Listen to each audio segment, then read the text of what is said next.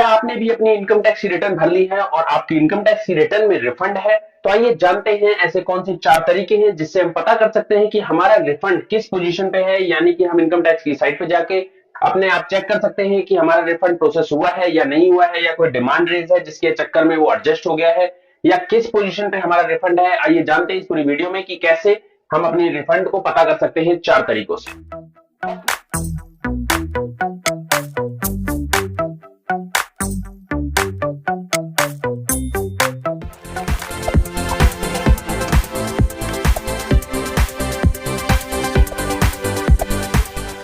First method की अगर हम बात करें तो इनकम टैक्स रिटर्न की साइट पे जब आप जाएंगे तो वहां पे इनकम टैक्स रिटर्न स्टेटस के नाम से एक पॉपअप विंडो दी हुई है।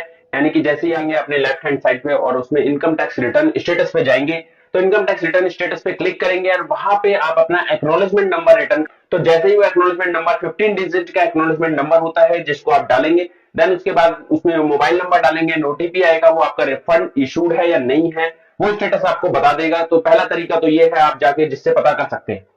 सेकंड मेथड की अगर हम बात करें तो सेकंड मेथड बहुत ही कॉमन है। आप अपनी इनकम टैक्स की साइट पे जाके अपना लॉगिन आईडी और पासवर्ड के साथ इनकम टैक्स में लॉगिन करेंगे एंड लॉगिन करने के बाद में जब आप ऊपर देंगे ई फाइलिंग पे, ई फाइलिंग में आप जाके देखेंगे फील्ड इनकम टैक्स रिटर्न, और वहां जाके जब आप क्लिक करेंगे तो आपको इनकम टैक्स की रिटर्न अपनी वहां पे शो हो जाएगी। वहां बहुत डिटेल में आपके एनालिसिस दिया होता है, यानी कि किस डेट पे आपने आईटीआर फाइल करी, किस डेट पे आपकी ई वेरीफाई हुई और किस डेट पे आपकी प्रोसेस हो गई, एंड उसके अंदर दिया होता है। वहां से आप अपना इनकम टैक्स का फॉर्म और एक्नॉलेजमेंट रिसिप्ट भी वहां से आप डाउनलोड कर सकते हैं।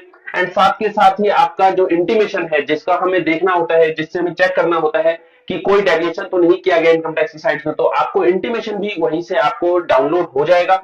तो आप अपना लॉगिन करके, यानी कि सबसे अच्छा मेथड है आप लॉगिन करके आप अपना इंटीमेशन को पहले चेक कीजिए, इंटीमेशन चेक कर लिया एंड देन आप उसके बाद रिफंड किस पोजीशन पे है वो भी आप उस मेथड से जाके पता कर सकते हैं। थर्ड मेथड की अगर हम बात करें तो थर्ड मेथड है आपको एनएसडीएल की साइट पे जाना है और वहां अपना रिफंड स्टेटस चेक करना है। जैसे ही आप रिफंड स्टेटस लिखेंगे तो वहां पे आपसे 3 चीजें पूछी जाएंगी। 3 चीजें क्या? एक तो PAN number and then assessment year and then आपको कैप्चा डालना है। जैसे ही आप ये इंफॉर्मेशन डालेंगे तो आपका रिफंड का स्टेटस आपके सामने होगा कि आपका रिफंड इशूड हो गया है या नहीं हो गया है, या एओ ने आगे फॉरवर्ड किया है या नहीं किया है, वो सारी डिटेल आपको यहाँ से मिल जाएगी। देन अगर हम लास्ट मेथड और फोर्थ मेथड की अगर हम बात करें तो वो नया मेथड है जो इनकम टैक्स की साइट पे अभी आया है, लेकिन ये उन्हीं के लिए है जिनका रिफंड इशूड हुआ है मार्च 23 के बाद।